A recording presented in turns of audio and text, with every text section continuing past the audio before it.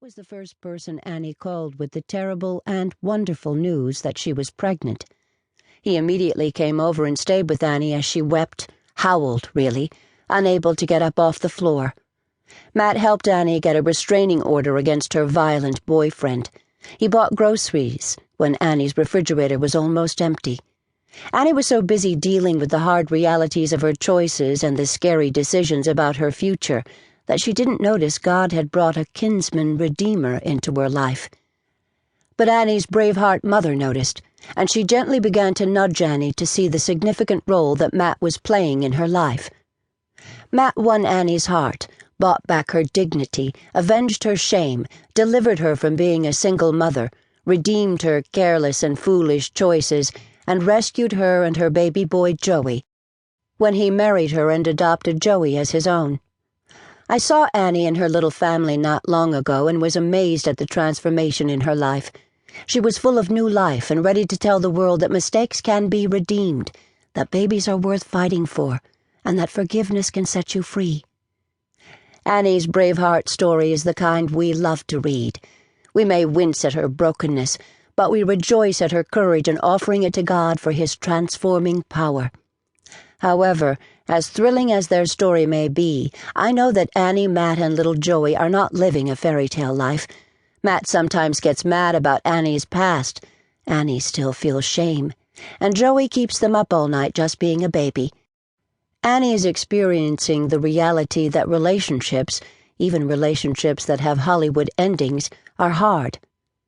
I am familiar with many other painful Braveheart stories that include a wife learning too late of the financial irresponsibility of her scheming husband, who slowly spent all of the family's resources, and a mother finding her 13-year-old daughter, who only yesterday, it seems, was wearing pigtails, used a pocket knife to carve the hieroglyphics of her pain onto her arms and legs.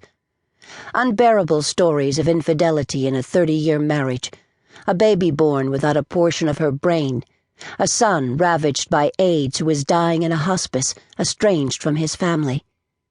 You have probably heard similarly heart-wrenching stories. Maybe you are living one. My own Braveheart story began in 2001, when my husband of 20 years told me that he was lonely. I was busy writing and speaking about relationships, that he'd found a soulmate, and that he wanted a divorce. My family broke into a million pieces that all of the counseling and wisdom in the world could not put back together again. The divorce was just the first traumatic event in a harrowing 8-year season of difficulties for my family. I relapsed in my alcoholism, and in the process I hurt and scared a lot of people, including me. My son got depressed and tried marijuana. He told me it gave him a little peace. Who could blame him? My daughter became a cheerleader, got straight A's, and was voted most likely to uphold the biblical values of her Christian middle school. 8 years later, she told me that she thought she was an alcoholic. My best friend of over 10 years told me that she wanted a different path for her life than the one I was on, and could no longer remain in our friendship. I tell you about my broken and battered heart with a bit of fear and trembling. Making one's failures public is a scary thing. Yet I know that you too have stories of heartache. The truth is, we all fail. We all have relationships that falter. We all have conflicts that we don't know how to resolve. We all have children who go in a different direction than the one we dreamed for them. We all have friends who promise to be there for us and then drop out of our lives. We all get lonely. Ask any woman over the age of 30 if her relational life has turned out as she dreamed it would, and you're almost guaranteed to hear stories of hard relationships, broken relationships, even unbearable relationships. You may hear stories of failure in relationships, of inexplicable circumstances with loved ones, of singleness well into midlife while attending countless weddings of friends, or of heartbreaking splits that separate lifelong relationships.